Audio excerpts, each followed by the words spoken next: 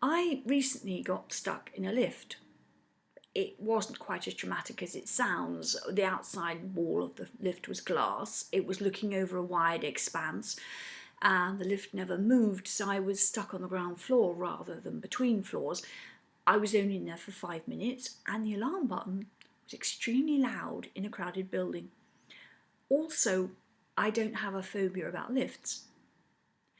However, a few years ago, at a time when I was dealing with several stressful situations, I regularly had panic attacks. These were usually associated with being in large, crowded, formal spaces, such as theatres, cinemas, concert halls, conference rooms, places from which I perceived I wouldn't be able to easily escape. I never quite worked out why I would need to escape from them, but who cares? Luckily for me, no one ever knew about these attacks because I was very good at keeping myself out of situations where they might occur. However, trying to deal with this on my own, secretly, over a period of about 6 years, was going to come to a head at some point. And when it did, I went to the doctor to ask for help. He gave me beta blockers, which in the end I never took, but it was very nice knowing that they were in my bag if I needed them. He also sent me off to cognitive behaviour therapy. Interestingly, I also started learning tango at the same time, and it was fascinating to see the connections between learning a positive mindset and learning the dance, but that's a whole other video. Over the intervening years, gradually my panic attacks have subsided.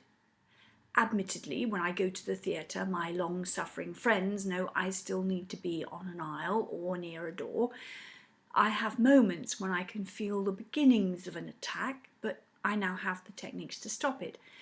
And on rare occasions, I might have a panic about having a panic, but that's just part of who I am.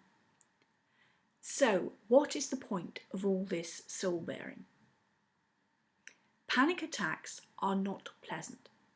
However, they do not have to stop you from doing what you want. How do people cope who have a phobia of lifts? They can take the stairs, they can live on lower floors of apartment blocks, specify that they can't be above the 3rd floor when they book into hotels. How did I cope with my panic attacks? Okay, I gave up on the cinema and the theatre for a while, but in my professional life, I had to find other ways around it. I found coping mechanisms.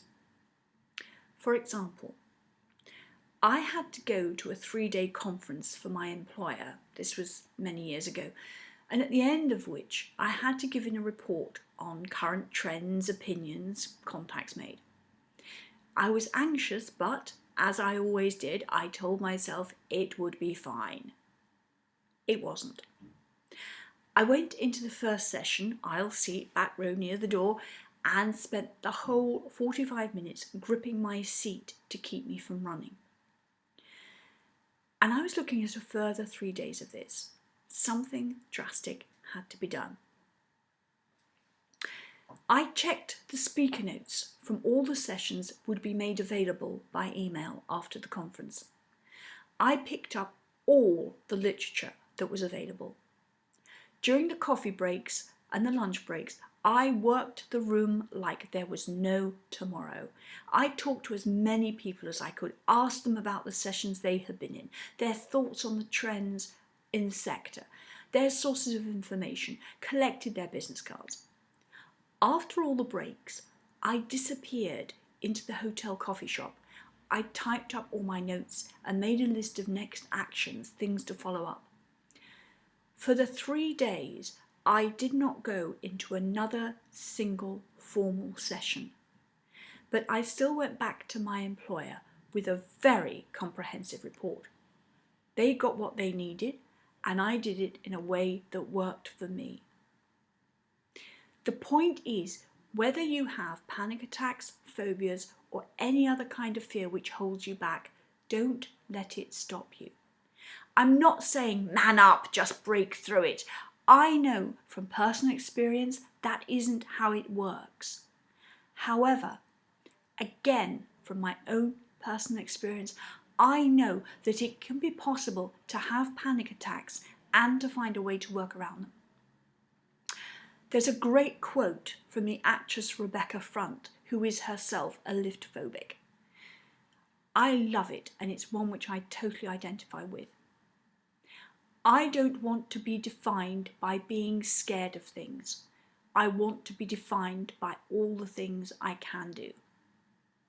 So, what can you do?